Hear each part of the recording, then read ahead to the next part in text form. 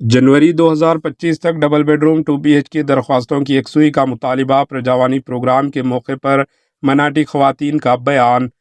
Prajavani programme में शिरकत करने वाले मनाटी ख़वातीन ने उम्मीद ज़ाहिर की कि डबल बेडरूम हाउसिंग से मुताल्लिक़ इनकी शिकायत को कम अज़ कम अगले साल जनवरी 2025 तक हल कर दिया जाना चाहिए।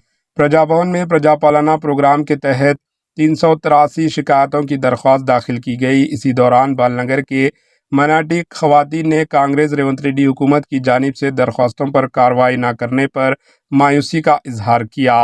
इन्होंने बताया कि वो 2 माह कबल डबल बेडरूम 2 BHK हाउसिंग के लिए दरख्वास्तें पेश की थी और अपडेट्स के लिए बाकायदगी से प्रजा भवन का दौरा करती आ रही है। ताहम इन्हें हुकाम की जानिब से हमेशा एक ही जवाब दिया जा रहा है। इनकी दरख्वास्तों को मुहाज इसलिए पेंडिंग रखा जा रहा है क्योंकि बहुत बड़ी तादाद में दरख्वास्तें दाखिल की गई। इन्होंने हुकूमत कांग्रेस पर तनकीद करते हुए कहा कि गरीबों की ज़रूरियात को पूरा किए बगैर 1 साल की तकमील का जश्न मनाया गया। मनाटी ख़वातीन ने निशानदेही की कि 500 रुपये की गैस सब्सिडी और 200 यूनिट्स फ्री करंट जैसे वादे किए गए, लेकिन स्कीमों पर अमल नहीं हो रहा है।